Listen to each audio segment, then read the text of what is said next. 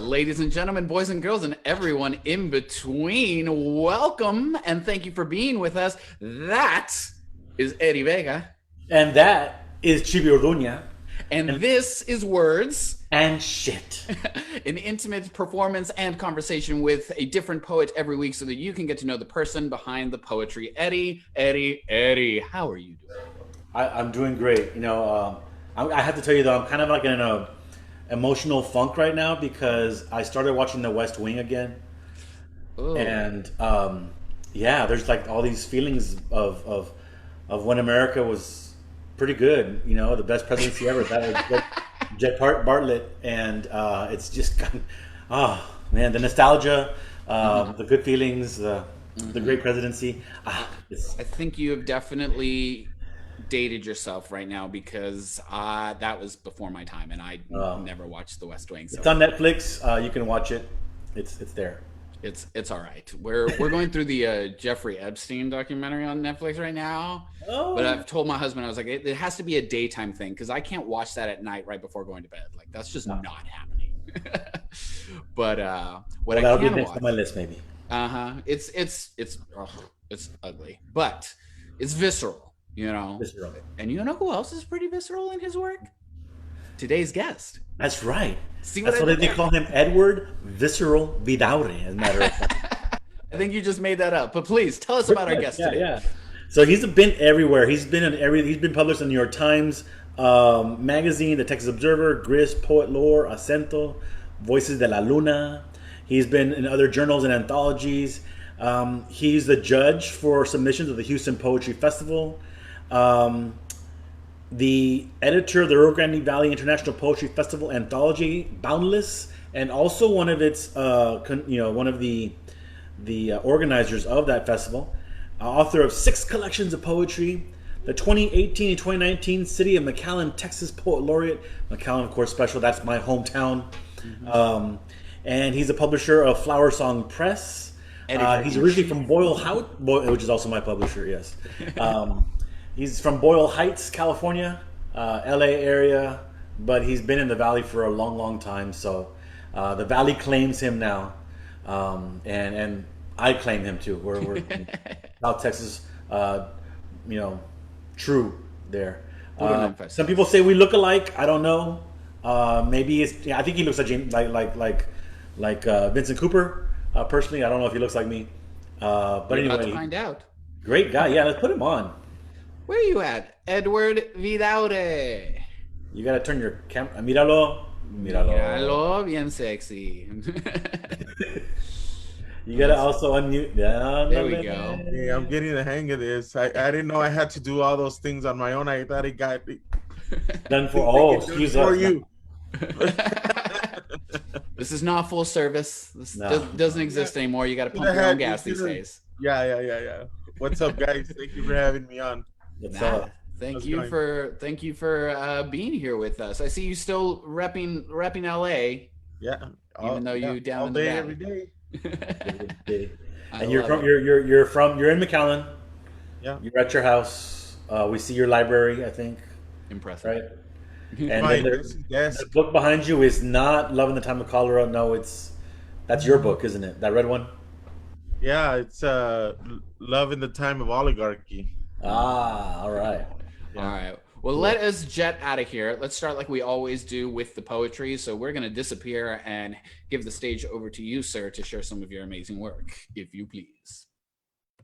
All right, cool. So I'll start off with some new poetry that I have coming soon from my new collection called Pandemia and Other Poems.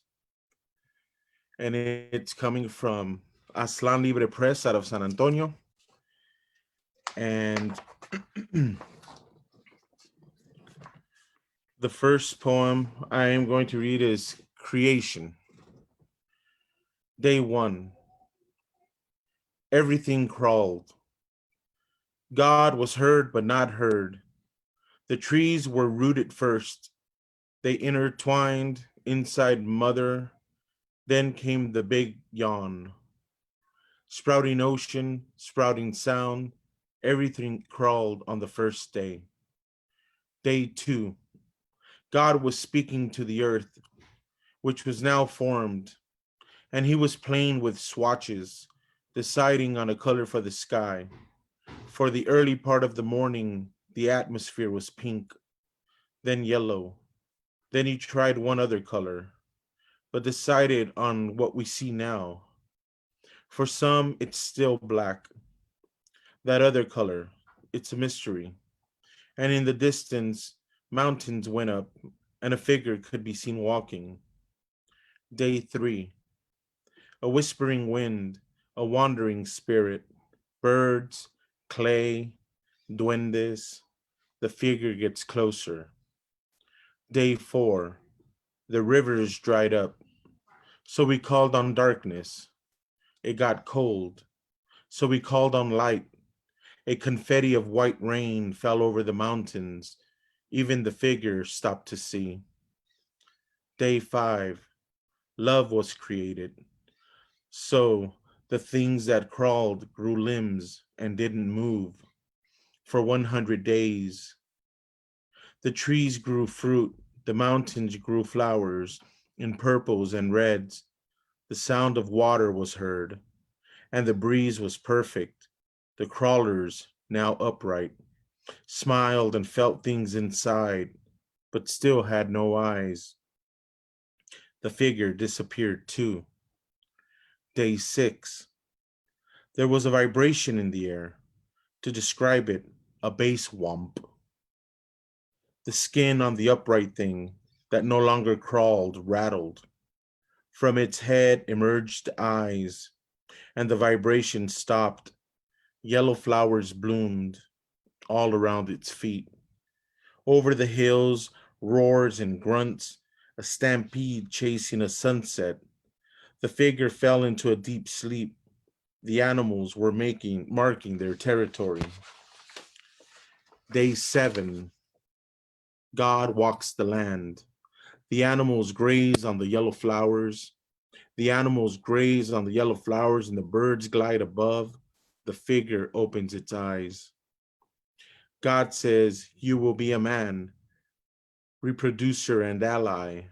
I will return in 400 years and introduce you to a perfect mate. Man works the land, eats and drinks and grows strong. Then come the giants, non-human, half beast, half something strange. Day 8, the figure appears anew. Day 9, the man is tired. God appeared as promised. It's 400 years since they spoke. The earth has formed. The mountains took shape. The seasons learned each other.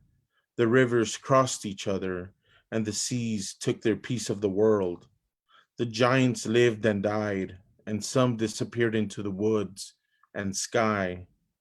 On day 9 of God, he finished creating the world with the introduction of a woman. On day 11, a child was born, a boy who is yet to be identified. Los pájaros saben. Los pájaros saben. They perch on wires, looking down at me with sorrow. Los pájaros saben. I whistle a tune. The kiskadee turns away. Los pájaros saben. The moon is sliced in half beyond the western skies. Los pájaros saben. The mockingbirds orchestrate the shrill of a pandemic. Los pájaros saben. The woodpecker's Morse code is the answer. Los pájaros saben. The nervousness in the way my wrists toss bird seed. Los pájaros saben. They know of the dying clergyman in Italy and locusts in Oman. Los pájaros saben why the river feels so familiar to drowning children. Los pájaros saben that a poet stands below them in search of words.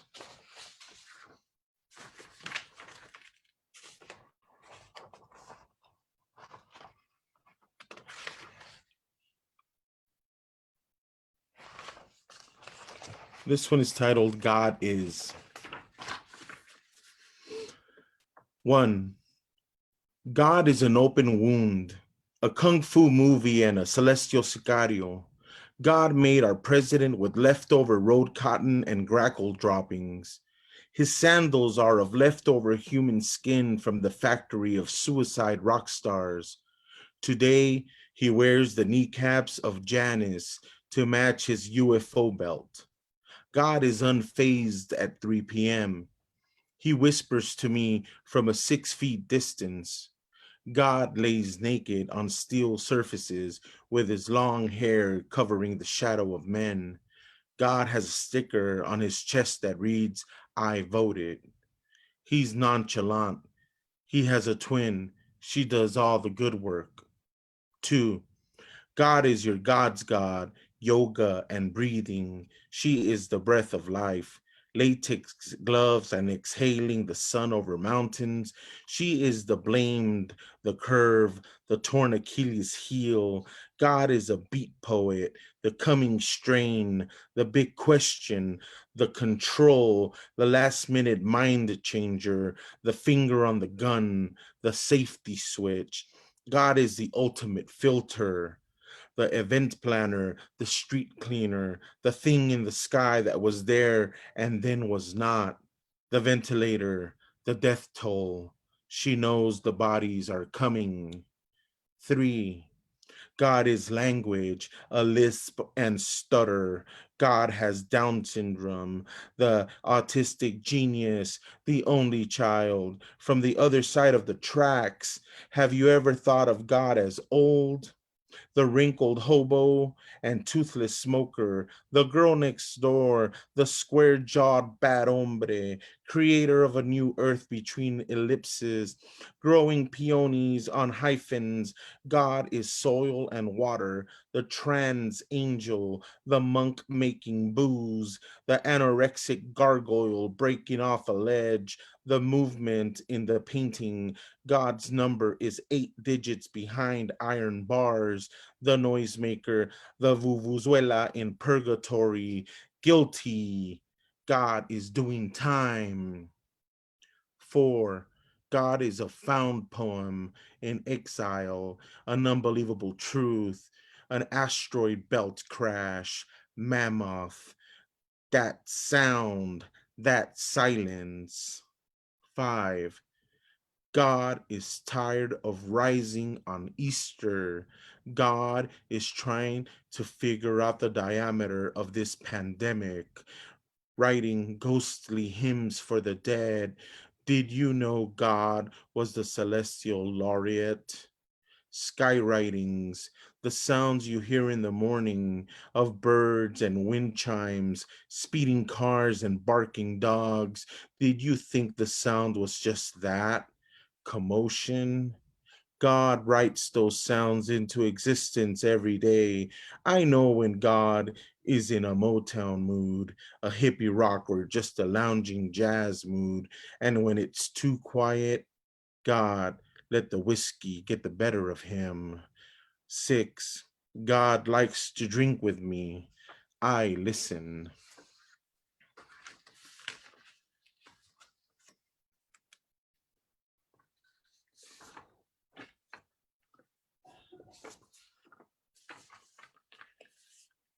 When we were children, it was fun naming clouds and deciphering shapes until she showed up, pointed at the sky, at a series of clouds wrestling, and said, that looks like me fighting off my mother's boyfriend.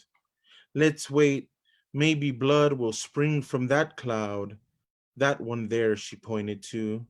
The one that looks like a pair of scissors. Or is it legs? With tears already making a pull on her neckline. I never looked up at clouds again during my childhood. My town, where blood seeped not only from our scraped knees and noses after a brawl, but from heaven's mouth.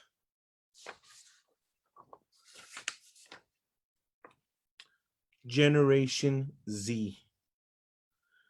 They both stare at their phones, Kid tugs at dad's shirt, then mother's dress, neither budge. Kid sits on floor, picks up a snake, eats the snake, then throws up. Kid stands up, begs for attention, sits back down, picks up a gun, puts gun in mouth, pulls the trigger. Parents stare at each other, get on their phone, download an app to give them instructions on how to cry.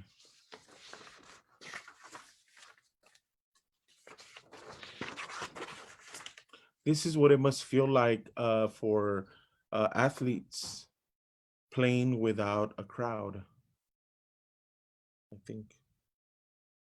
Maybe. Except.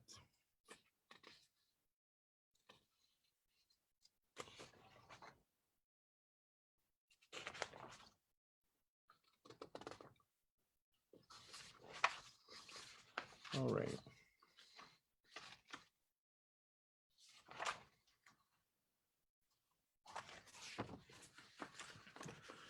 Today, I salute the homeless.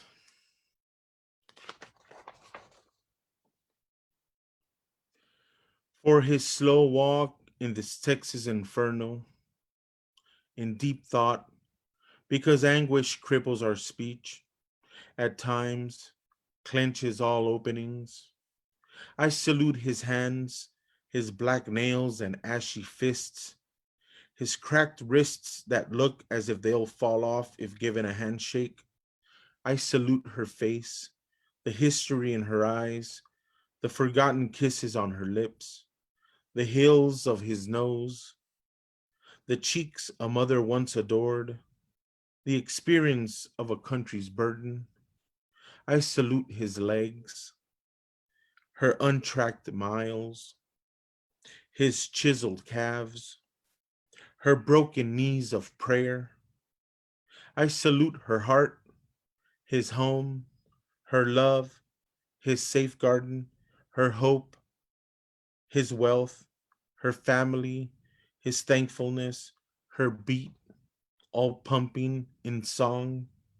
I salute the homeless with a sign, with a smile, with a cup, with a moment, with a pause, with my time, with a truth, with an exchange, with an understanding that maybe one day I'll fall to my knees and ask him to please forgive me for my sins and hope she can save me.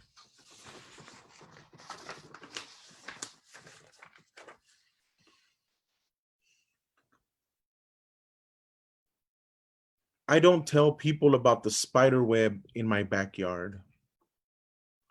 I let them walk into it. I stopped warning people of dangers a long time ago because it made my heart bend at weird angles and changed my breathing patterns. And for about 2 weeks couldn't hit a curveball in Little League. And I never learned to properly smoke a cigarette, and girls always hurt me. And no one believes me when I say it hurts anyway. And when I got robbed at knife point on the bus, the thief told me it never happened as he jumped off. And I believed him and told my mother, I don't know where I left my things. And I always see dirt marks on my car after my car is washed. And I still tip the guy. And I don't believe the oil ever gets changed in my car, but gets recycled with the last guy's oil. And I want to believe in the language of leaves in pain. I think I can relate. And I want people to walk into their own mistakes and think. I want my daughter to find love and get ready for what hurts. And I want to be ready with fists balled up and a mouth full of alphabet words not found in children's books. Because even if I tell them there's a spider web in the dark out back in my yard as they offer to throw out the trash, the spider's mastery at spinning her web will always rule the night over the supermoon's brightest glow. I'll read one more, and then you guys can jump back on.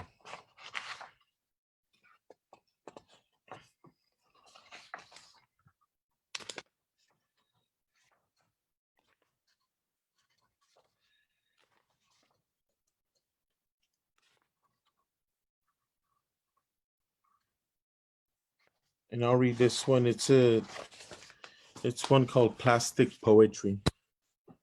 And it's just random things that I was trying out and I really enjoyed writing. There's poetry that holds beauty like a plastic rose that can last forever.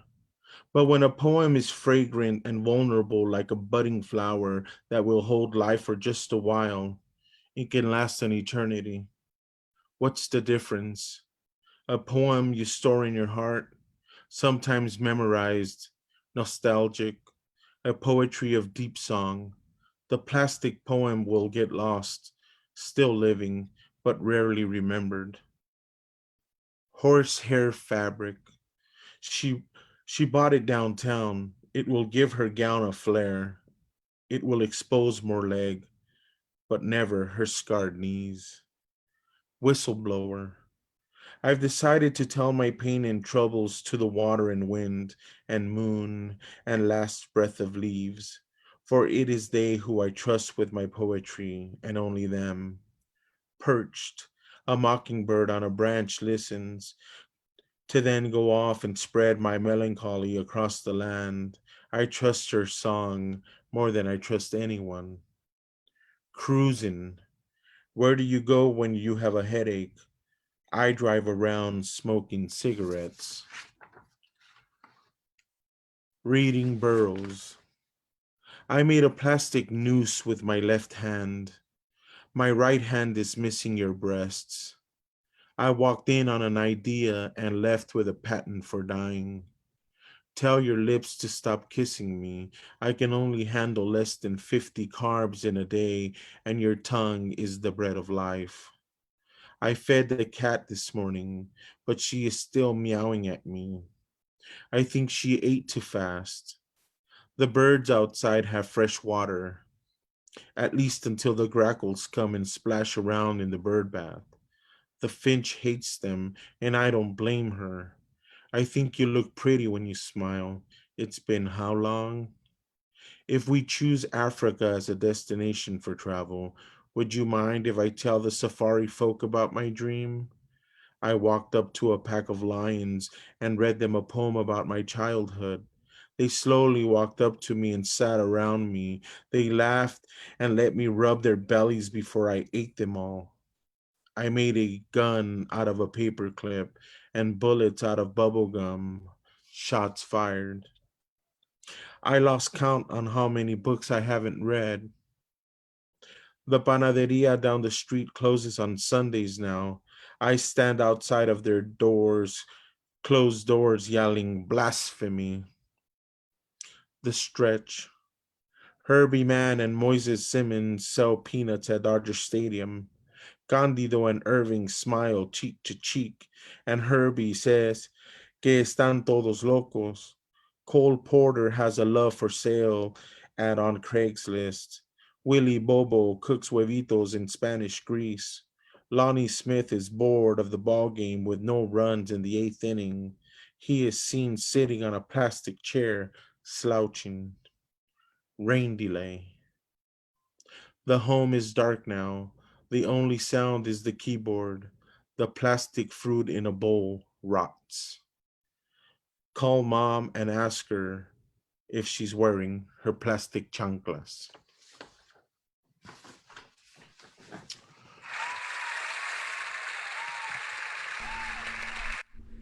Very, very nice. Well, Edward. So only 50 carbs a day, and the lips are the bread of life. I told you visceral. Did I not say visceral? That was visceral. Yeah. That was I visceral. got I gotta say, Edward, we're gonna get this. Edward and Eddie. Okay, I gotta say, Edward, because I was reading through Pandemia. Thank you for sending it over, by the way. And that word just kept coming to mind. There's this very visceralness to it. You know, it's gritty. It's raw. You know, like I'm assuming these poems came in these past few months. Or tell us a little bit about that book that's coming out. Yeah. The other poems, there's Pandemia and other poems. The other poems were part of several years, even this year, but it's been from several manuscripts, that because I have a lot of different things going on. I've got, I'll just title different manuscripts and see where they fit. And then when I put a manuscript together, then I try to grab and then just put something together. But Pandemia was written starting in I believe late 2019, all the way through want to say late June. Mm-hmm. But yeah, and I'm still writing pandemic poems, but the others were also part of stuff that I wrote at the beginning of the year, and some were that I was working on before that. Yeah, yeah, and I mean they come together really beautifully. I'm not done. I'm on like part 4 right now, just because they are poems that you kind of have to sit with. It's not an easy or quick read. Somebody asked on the Facebook comments when it's going to be published. So for those listening or watching this later, it'll come out in August 2020 through Aslan Libre Press. Correct? Yes. Yes. Yeah. I want to talk about Aslan Libre in a little bit, but first, before that, can you tell us, because I know I've heard some of this story, can you tell us about your education on the bus? Oh, okay. I was talking to my daughter about that today. I gave her somebody sent me today. I got it in the mail, and they sent me a cover page and then a synopsis of a manuscript they want to send me. And so that one page talks about something that they want to pitch for a manuscript, or something they have as a manuscript. And so I had her read it to me, and I noticed that she got stuck on several words, and I said, just read it out, even if you mispronounce it. And so I said, just butcher the word. It doesn't matter. Butcher the word. Just get through it and keep going. But remember that word that you had a trouble with, and then go back to it later. And I'll tell you. And I told her, I didn't really know how to read until after high school. Until I would take the bus to work, because I never really paid attention in school. My education goes all the way up to high school, graduation, and that's it. I never went to college. And so I would catch the bus to go to work. And I was a bus boy. I was a host at a restaurant. I've always been in the restaurant business, but after high school, that's what I would do. I was a host. I was a waiter, and I went from East LA to Beverly Hills, and so it was a long bus ride. And so for a long time, it was just me, just on the bus, bored, looking out the window, and just watching the city wake every morning. And I noticed that people on the bus were reading, whether it was the newspaper or a paperback. And it just, after a while, I was like, well, there must be something to it. um, and there was this one book that was given to me by an English teacher in high school that really, I was really into. Um, but I read it, and it was great for me, but it stopped there. I never really looked into it any more than that. And so I dug up the book and I brought it with me, and I started to read it again. And it took me about 2, 3 reads before I really understood it. I would have to go back. My mind would just go somewhere else in the middle of a read, and I would, notice that I'm on page 30, and I'm like, what the hell were the first 30 pages about, right? So I'd have to go back and then reread and reread until I started getting the hang of the story. And so I started looking for books that I could relate to, where the story was something that was relatable or had characters that were interesting to me. So I didn't relate to Shakespeare. I didn't relate to a lot of the things that they were teaching in high school, like Steinbeck and all the other guys. But I they were also not introducing books by people of color, so I didn't, there was no interest in reading. So that one book that they gave me was Man Child in the Promised Land by Claude Brown. And it was about a black kid, who grew up on the streets and just stole drugs and ended up going to law school. I mean, it was a great story from beginning to end. But the gritty story at the beginning was something that I could relate to. It was the street life, and I was like, well, it's the ghetto life, and I was living in the projects, so I could understand that, and the violence and the drugs. And so I really, yeah, I mean, it's weird to say, but I enjoyed reading it. It was something that I could relate to. Yeah. So I started, going into bookstores, and I would walk in, and of course they would look at me like, what are you doing in here? Like, what do you want? And so I didn't know what section to go to, but I was like, well, do you have any more books like this? You know, so, oh yeah, there's another book here. Or I would say, do you have this book, but new, like a new version? I remember buying it again, but brand new, you know, you know. Yeah. So I went there, and then I noticed that in that section there was Richard Wright. And so I bought I believe Black Boy and then Native Son. And so I started gobbling up um literature by black authors. So I was, getting really into the black experience when it came to reading. And so it wasn't until later that I fell into Luis Rodriguez's Always Running, and then I fell into Neruda, and then Lorca, and then Octavio Paz, and I still had a hard time reading a lot of those books, especially poetry, because I didn't understand it, you know, but I still wanted to buy them, so I was collecting these books, and I just enjoyed having them and knowing they were mine, and I always thought I will get to them, and I will understand them one day, and so I just enjoyed them, Mm. enjoyed having them. I, So I always felt there was some magic or about just having them, and that they would somehow, you know, add some value to me, and I would learn somehow just by just keeping them close. And so slowly, I would read and stuff and learn from it, and it took me forever to read a book, but going back to my daughter today, it's like I didn't have Google back then, to understand what the word meant or even how to pronounce it. I go, even now as a poet, I write and I'll look up a word and I'll use it in a poem, but I don't know how to pronounce it. And there's an ongoing thing between Daniel Garcia Ordaz and myself, is that I'll add it to a poem, and then when I'm reading it, I mispronounce it. And it's the funniest thing.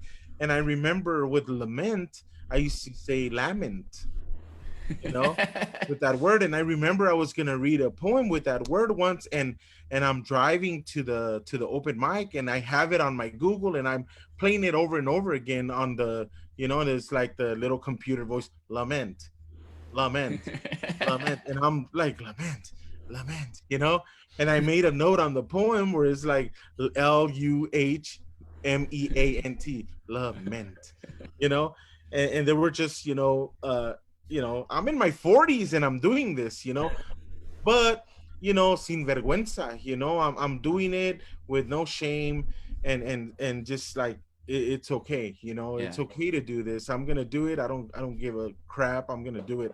And so I'm showing Bella this, and I'm telling her, you know, just get through it, read it. We'll figure it out. We'll Mhm. figure it out. And so that's how I read. And so that's how I taught myself on the bus Yeah. to read. I love that because I was really curious. I had written this down as like, what's your origin story? How did you get into poetry? And there it is. Yeah. And That's and the thing is that I love songwriters. mm, So my favorite for the fact that they write their music, like Smokey Robinson, I love him because not only because I love the way he sings, but because he writes the music. mm, And Jose Alfredo Jimenez, he writes the music that mm, others have become famous for and sing, but he writes the music. And so I love songwriters, mm, because they they write it, they come up with it, they put it on paper, and other people make it famous, and sometimes they're able to make it their yeah, own and put music to it. And yeah, yeah, so I remember meeting the way I met my wife was through AOL, online.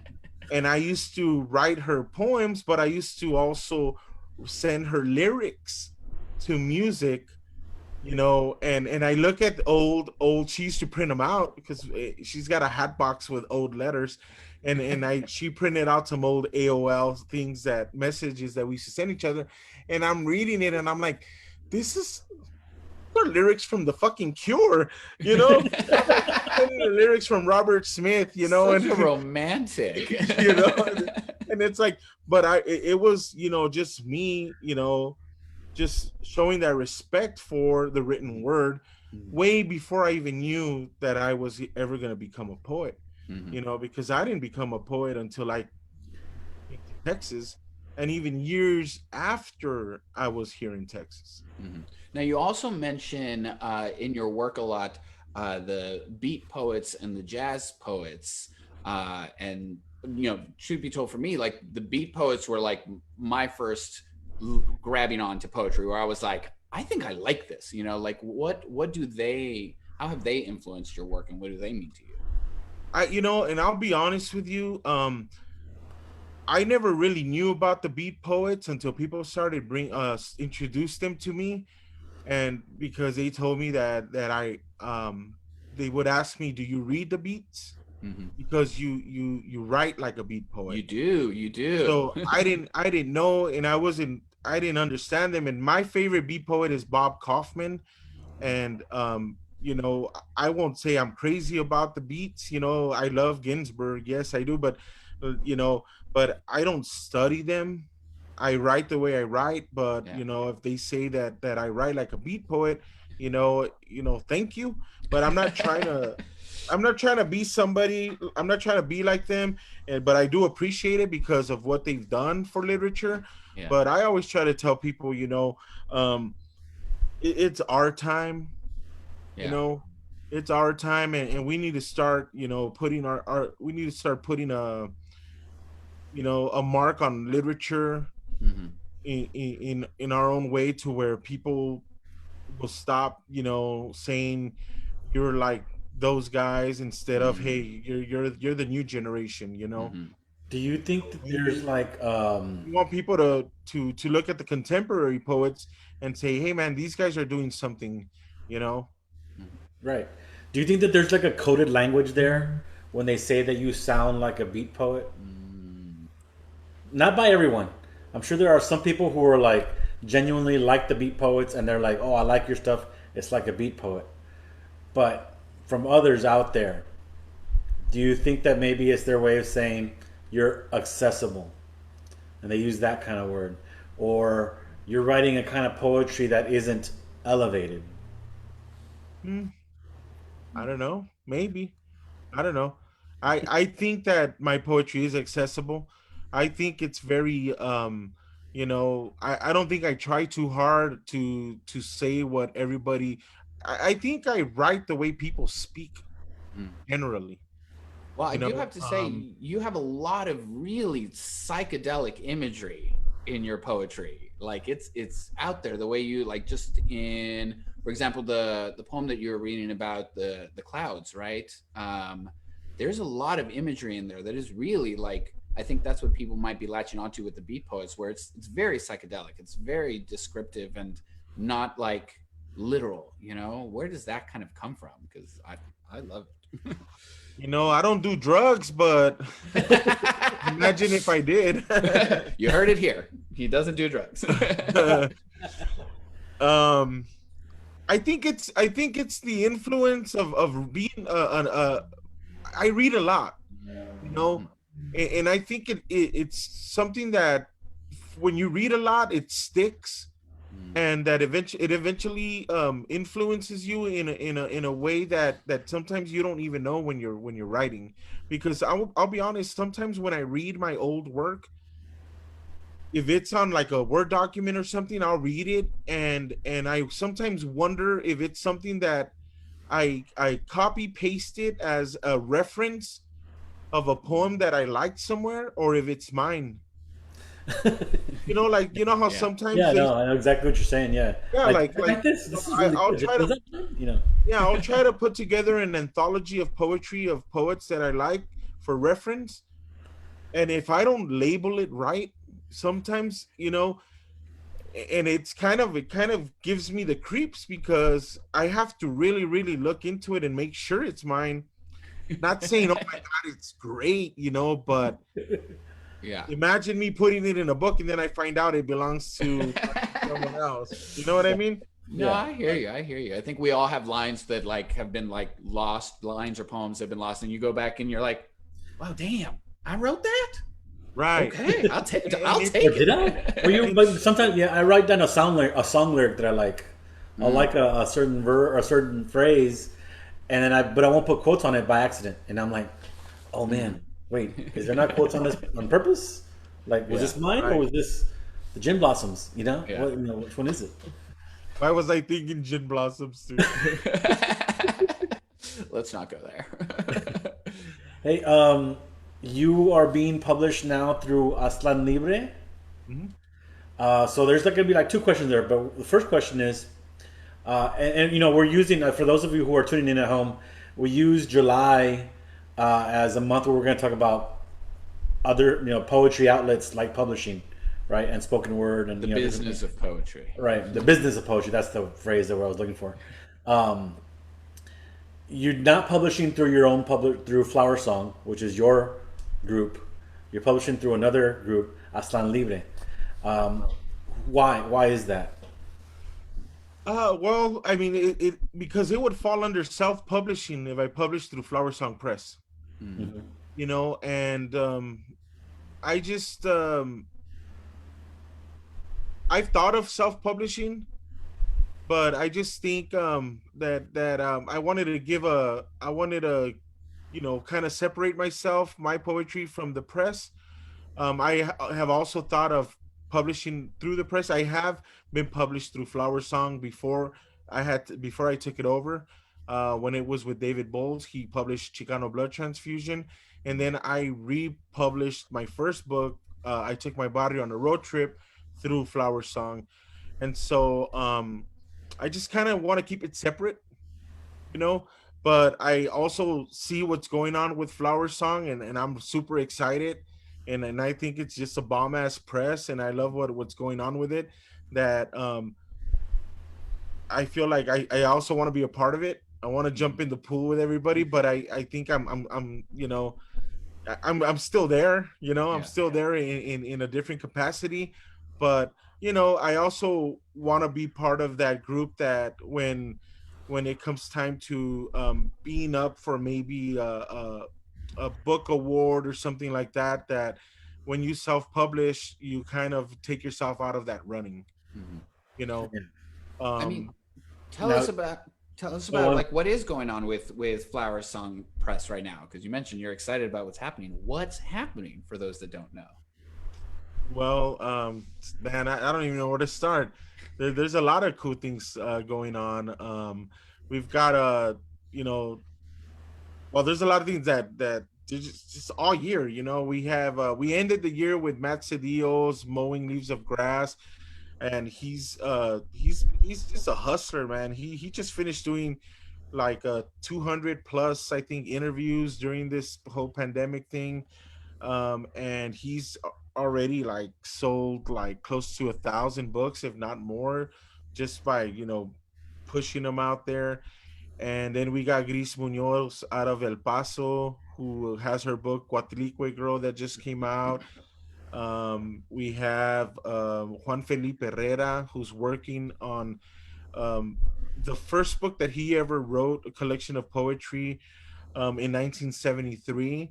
He's getting some new illustrations for it and a new cover, and we're putting the poems back into the collection. Maybe some new poems to go with it. Also, that'll be coming out. Wait, but who's Juan Felipe Herrera for those who aren't paying attention to the poetry world? Juan Felipe Herrera was the United States poet laureate, the first Latino poet laureate of right in It's the amazing. United States. Yeah, So, he's awesome. so it sounds like no rest for the wicked for you. Like it's just a lot of spinning plates right now. And then there's also something from Alurista. Alurista, I just finished the final edits to his collection Sas. It's a Chicano hybrid haiku collection. Um, there's also we've got some short stories and novels coming up. We've got the Juventud Press, which is a sister um, press of FlowerSong, that's coming out with an anthology, and it's also coming out with the first children's book by Regina Moya and co-authored with Carmen Tafoya, The Last Butterfly, next year. Hopefully we'll have it out before AWP, before for Poetry Month in April. So there's a lot of things going You could on. also say Carmen Tafoya was the Texas Poet Laureate Texas Poet Laureate, in and San San Antonio Antonio Poet Laureate. Poet Yeah. Laureate. Yeah. So That's awesome. Now we do have a question here from our current viewers, and I think this is we can flip this in both ways. They're asking, how did you first go about getting published? And then I'd also ask, like, for anybody that's watching, like, how can they go about getting published? What would you recommend? how I got published first was through Sloop Press, out of College Station, which is the oldest small press in Texas, and that was being run by Chuck Taylor, and I believe now it's run by Christopher Carmona. And the way that happened was, I believe Chuck Taylor was looking to publish voices from the Rio Grande here in the valley, and I guess he was doing what I kind of do now by scouting and looking out for brand new voices, and not only brand new but also just an established writers too, but just being on the lookout, and turning every leaf and stuff, and every rock to look for people. But I had a reading series down here in the valley called Pasta, Poetry, and Vino, and it went on for 6 years, and I had him down as a feature, and he heard me read, and I believe he got feedback from Chris also. And I had done a few readings with Christopher along the way here in the valley too. And so I they checked out my poetry, asked for a collection of my writings, and I sent them what I had. I knew nothing about putting a manuscript together at all. I just kind of just send them papers, and we went back and forth, through snail mail for a while. Chuck's old school, so he was, sending it back and forth with little red marks here and there, and and I learned a lot from his style, um, and so it's funny because it brought back those memories when I was working with Alurista, because Alurista doesn't work through social media or through even computers. We do snail mail. It's me sending them packets in the mail from here to California, and from California his sister takes them to him into Tijuana, Mexico, and then but yeah, but we Full still of we do poetry. have a way to communicate over the phone, so we do talk, but everything is done through the mail, so we're sending each other packets of paper and stuff, Wait, are so you which is cool, transposing? Are you like typing his stuff into the computer yourself? Yeah, I put it all into I put it all into the computer, and then I sent it to him already edited, and just for him to look at and check it out, and then he sent it back, and you know with notes, and then I sent it back with the corrections, and yeah, so Wow. that's how I started with a Slew Press, and then that's how I got my first publishing So, with Now so with Aslan Libre, the word on the street, on the poetry streets out there, was that Aslan Libre wasn't going to do as much poetry anymore. Um, but then you got on. So what's your secret? I've been I've been trying to get on Aslan for years, man. Yeah, Persistence pays. I think yeah. Yeah, it's not a like, hey, you know, um here's a manuscript, can you take, no, it's been for a long time. I've been a fan of the press for many years. I remember picking up Vincent's book. I remember picking up Barbara Jane Reyes's book. Just everything, and then meeting them at different events, at Gemini Inc. and a book event here in San Benito, and just just really really being at it, Yeah. and just They got published Malia Ortiz's too, right? Ranch Chant Chisme is through Aslan Libre, isn't it? no, No, it's not. Oh, I messed no. up. It's But Canción uh Cannibal, yeah, Cabaret. the no, new collection is through. Okay. yeah. So let's pick your brain a little bit because I think you're the first publisher that we've had on here. We've had editors in chiefs before, thinking Felita. But so for any poet that's out there that's like wanting to get published, like what really happens behind the scene, like after a poet like submits to a press. Tell us what that process is like, and what advice can you give to like poets wanting to be published? Okay. And I gotta drop this info too. I will be putting on a workshop on that precisely this Saturday. They could sign up on geminiinc.org. There's I'll be talking about the process from beginning to end. But I could talk about it now too. Um, Briefly, that way they still attend your workshop, of course. yeah, yeah, and it'll be fun. I'll probably be animated and stuff like that. I don't know. I'll probably wear a different hat, uh, or no hat, Or no. and then blame it on Vincent if it doesn't go well. There you go. What was the question? The process after somebody submits, what happens, and what advice can you give to somebody wanting to get published that's submitting their work out to small presses? After they submit it, well,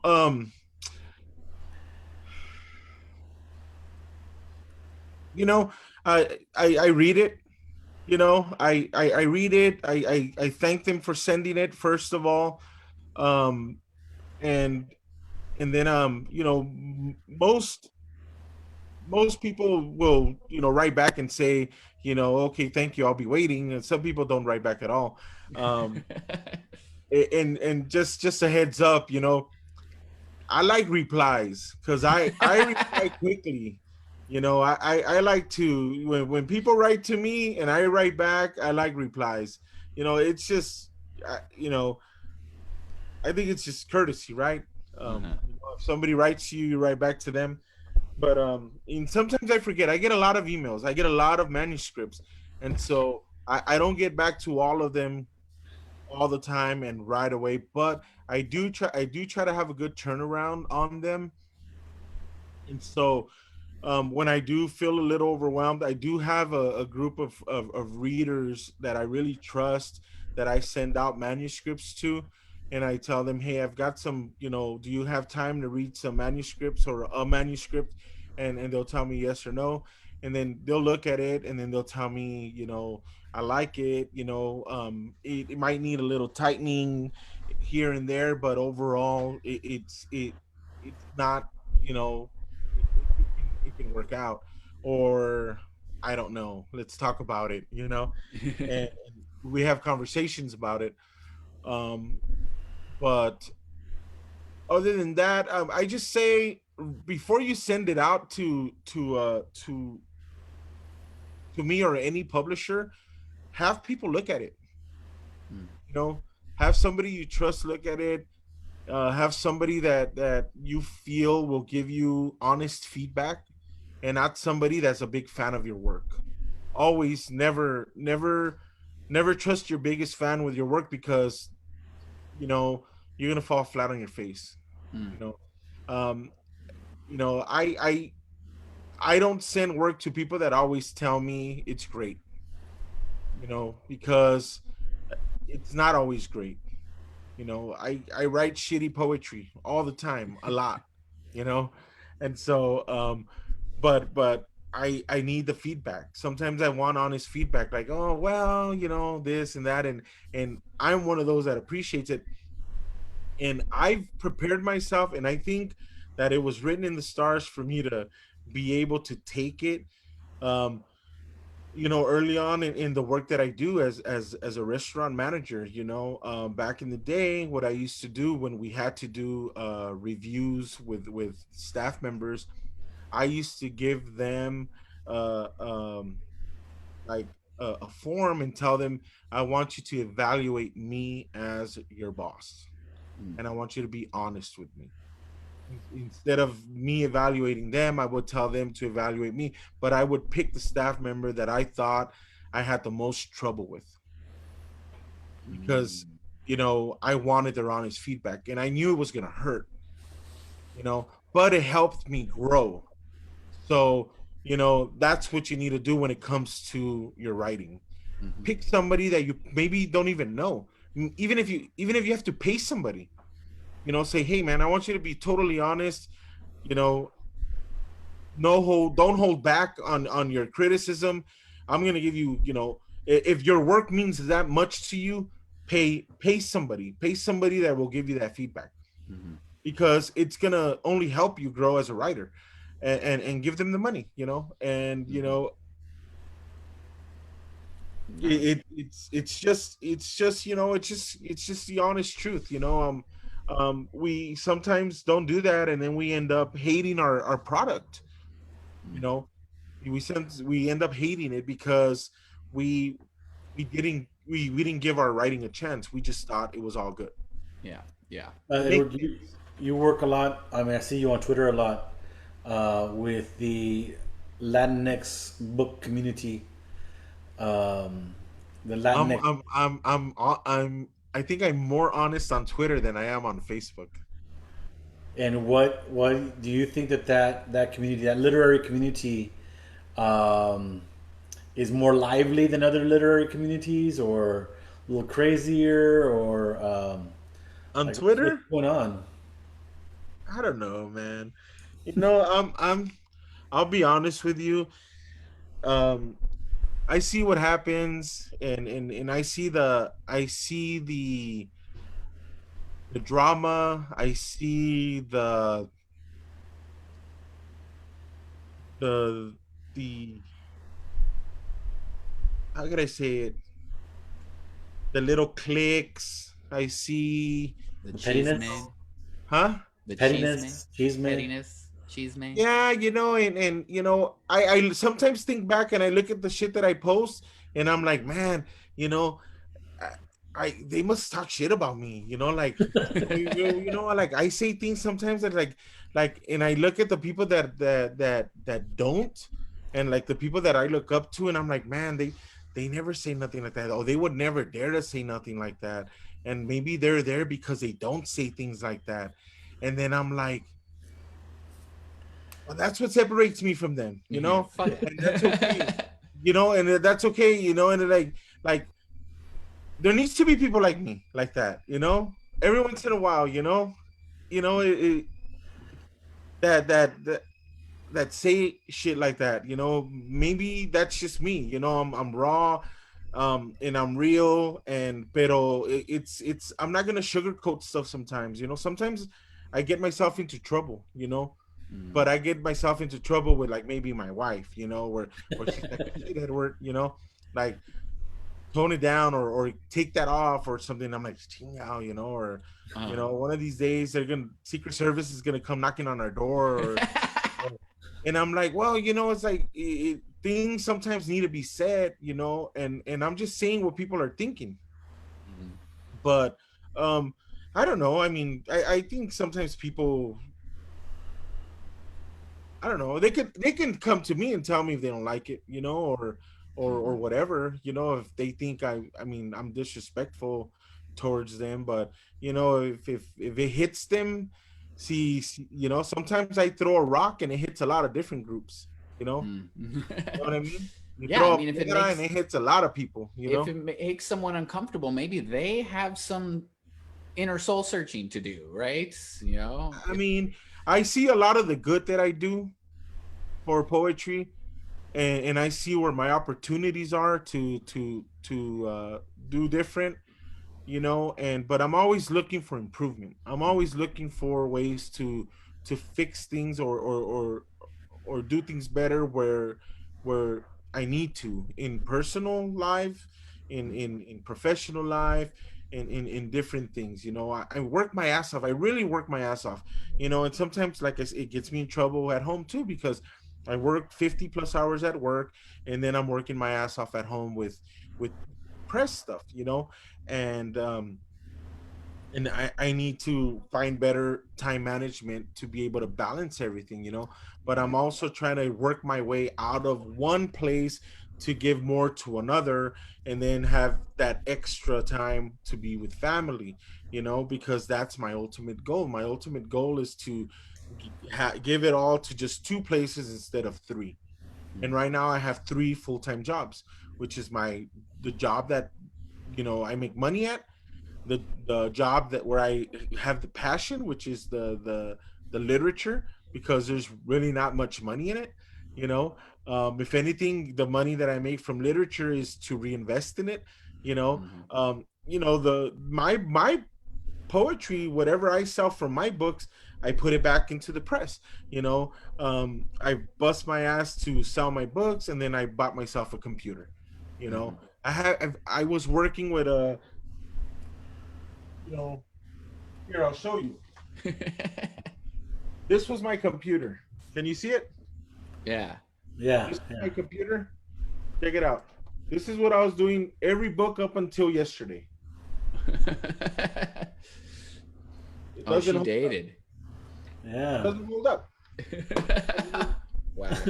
And then I'm working on one now that holds up on its own, you know? And I'm all excited because even the camera is clear, and you know, it's like, hold on. Moving on up.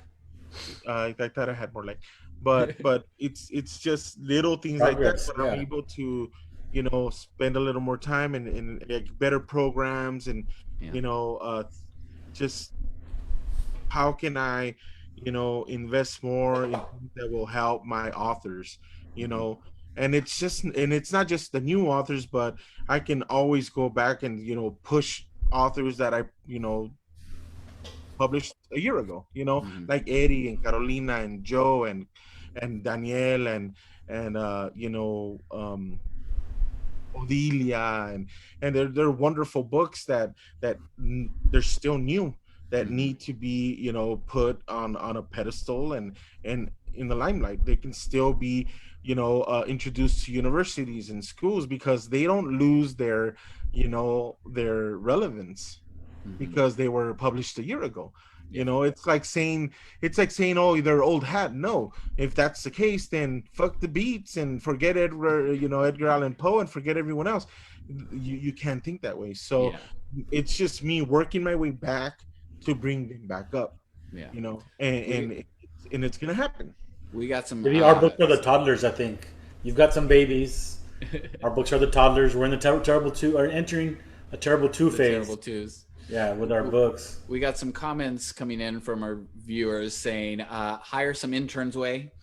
And Right. also, we appreciate your hard work. It means a lot to the community. So clearly, your work is appreciated, and it shows. People know how hard you work, and it shows in your poetry too. Like you were talking about earlier, you're real, you're raw. Like that was the word that we opened the show up with. This visceral nature of just your work and how it really like pulls at us. So clearly, you're doing some things right. So thank you for the work that you've been doing.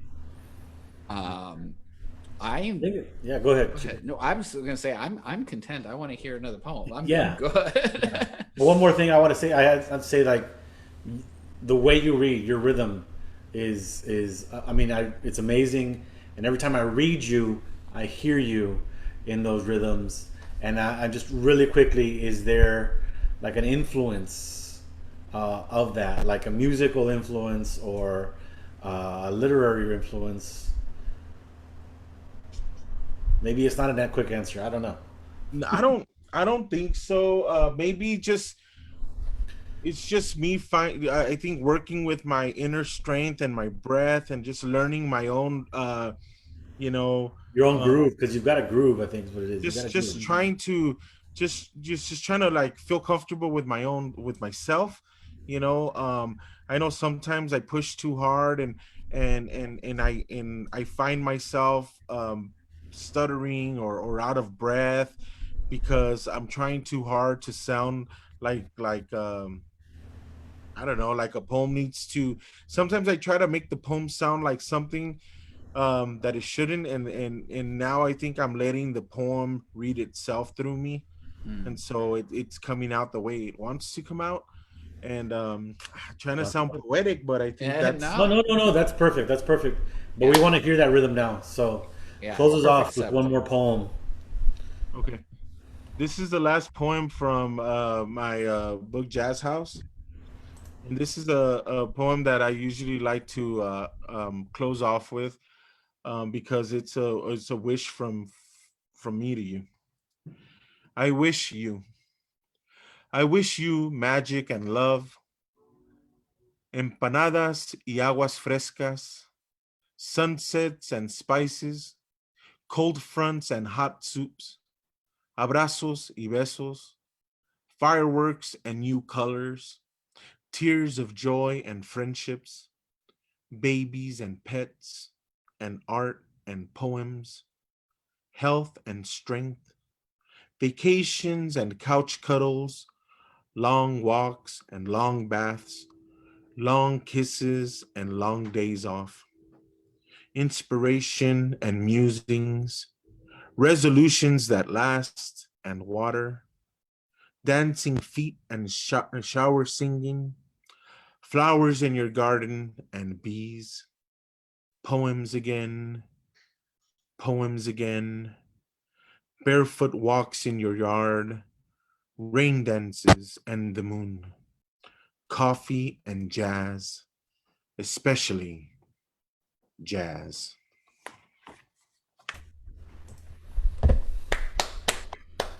Very, very nice. You can Edward find Vidaurre. Edward Vidaurre, flowersongpress.com. FlowerSong Press. FlowerSong .com. Press. It's your own publisher, Flowersongpress.com. Eddie. I know. He was Flower Song. It's because we were Flower Song Books when we published, and then we changed the name. See, messed So, me up like that. You know. Thank Anyway, you so much, thank you Edward. so much. There was something else. Oh, there is. If you are on Spotify, Edward has a Spotify playlist for that Jazz House book, so you can like listen to as you're reading the poetry. It works really well. Or if you just want to listen to it when you're chilling out, I did that the other day. Cool, right? You can but do that. But thank you, Edward, for being here. He's Thanks, guys. got the playlist on Spotify. He's got his FlowerSong Press, and then next month you can find his book on Aslan Libre Press, Pandemia, and other poems. You can go now to Aslan Libre Press and pre-order it. It's up there. It's got the link to it, and yeah, you can pre-order it now. And hey, man, let's talk about that. Can you hear me? I can hear you. Okay, let's talk about that giveaway. Oh, that's right. You had mentioned, so I think your wife posted about it and we talked, but I don't think we mentioned it on air. Edward's going to be giving away a copy of his book as well as like a little bundle from FlowerSong Press. Yeah. So how can people win this little bundle? Well, let's see. What did we say we were gonna do? I think you can ask a question, and then the first person to answer in the comments I like will that. get it. And the comments, of course, they're time posted, time stamped. So we'll know watching who's them. first. I'm Okay, watching. so I am going to give away a copy of Pandemia when it comes out, signed, and a few goodies from FlowerSong Press, which includes a tote bag to put them in, right? For the first person that can name 4 titles or and the name of the author. let's see, that can name the title of the third poem I read. Okay. All right. So you might have to rewind this live. You might have to go back and watch it again. Go back. We'll be watching. We'll monitor the comments in the next 24 hours. And the first person that names the title of the third poem he read at the beginning of his set will get a free copy of his book and a tote bag and some others. So we'll send that eligible FlowerSong Press authors or write art out. yes. Contributors. If you're affiliated with FlowerSong Press or Write Art Out, you do not qualify, unfortunately. But Sorry, all right, I love that, Ed. Thank you so much. Thank you. We are also, speaking of Spotify, we've mentioned it a couple of times, but we haven't made a big announcement. I think we're going to do that tomorrow.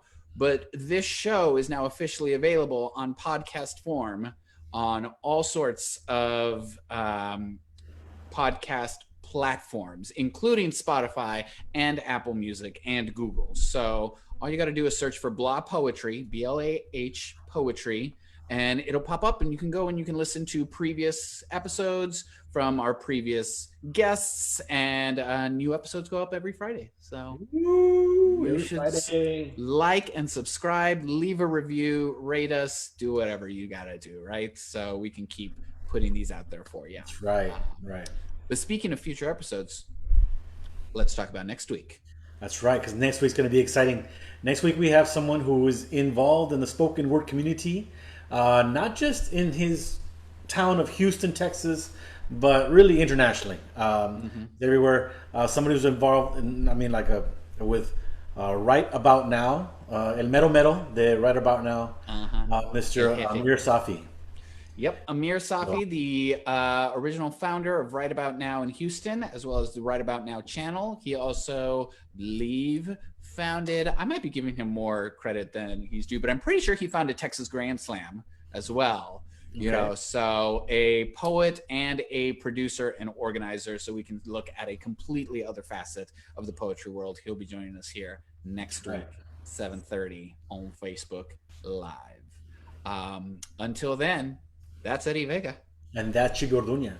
And that's Edward Vidaurre.